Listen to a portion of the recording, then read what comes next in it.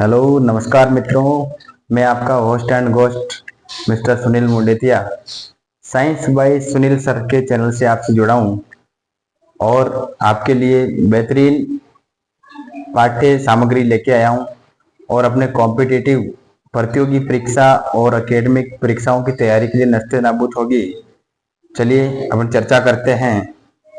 दृष्टि दोष हमेशा व्यक्ति के, आपको पता है कि जन्म से व्यक्ति स्वस्थ होता है, लेकिन उनके पोषण में कोई कमी रह जाती है या किसी आनुवांशिक रूप से उनकी दृष्टि में कमी रह जाती है तो उसे बोलते हैं दृष्टि दोष।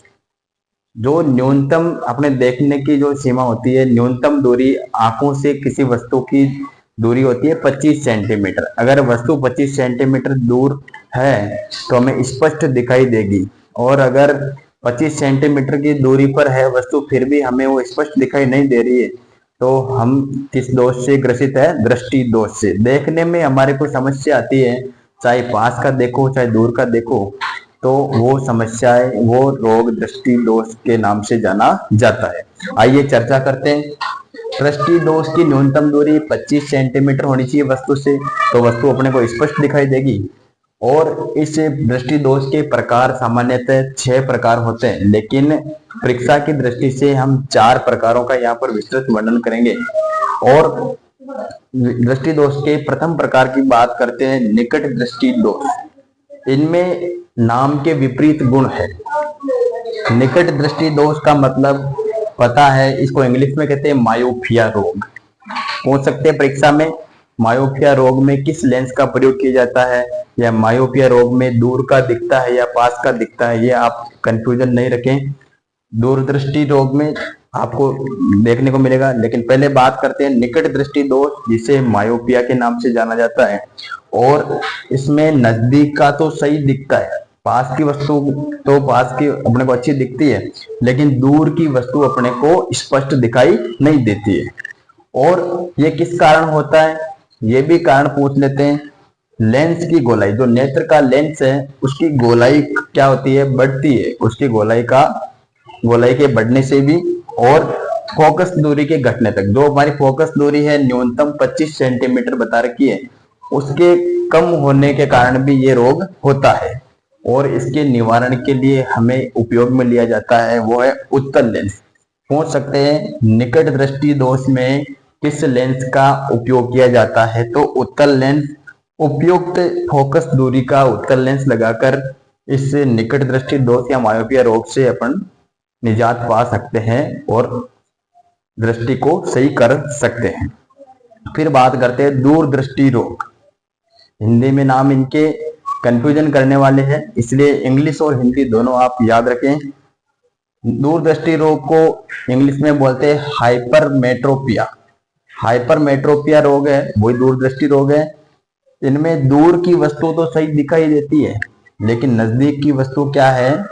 सही दिखाई नहीं देती है। और इनमें भी इनके कारण है, लेंस की गोलाई इनमें क्या होती है? कम होती जाती है, घटती जाती है, और फोकस दूरी क्या होती है? बढ़ जाती है। इनमें न्यूनतम दूरी है 25 सेंटीमीटर से आगे इनकी बढ़ जाती है, जिसके कारण से दूरदृष्टि रोग हो जाता है।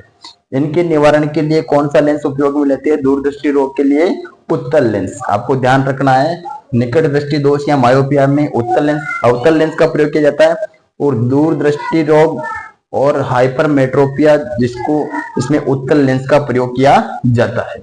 और हमें इस प्रकार की जो और भी जानकारी है वो यहीं पर बारीकी से अपने को कर लेनी है। फिर है जरा दृष्टि रोग, जो उम्र के साथ में आंखों का देखने की जो संवेदन क्षमता होती है वो कम हो जाती है, वो रोग होता है जरा दृष्टि दोष। इनका इंग्लिश में इनका नाम है प्रेसबियोपिया। प्रेसबियोपिया जो रोग है वही क्या है? जरा दृष्टि रोग है। आजकल परीक्षा में हिंदी टर्म को ही इंग्लिश या इंग्लिश टर्म को हिंदी में ट्रांसलेशन करके अपने को प्रश्न क्वेश्चन देखने को मिलते हैं।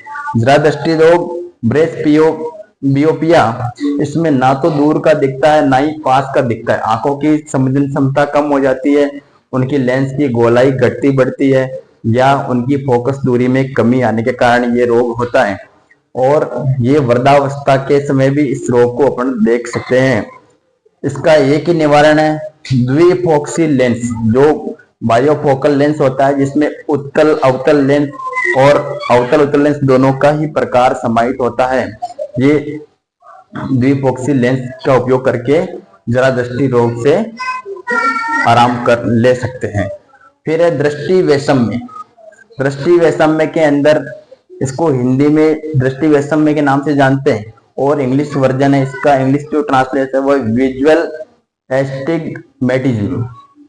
ये रोग नेत्र लेंस के क्षैतिज और ऊर्ध्वा वक्र में अंतर हो जाता है। जो उनकी ऊर्ध्व और क्षैतिज जो उनकी वक्रता है उनके अंदर अंतर आता है, उसके कारण से दृष्टि वैषम्य रोग होता है।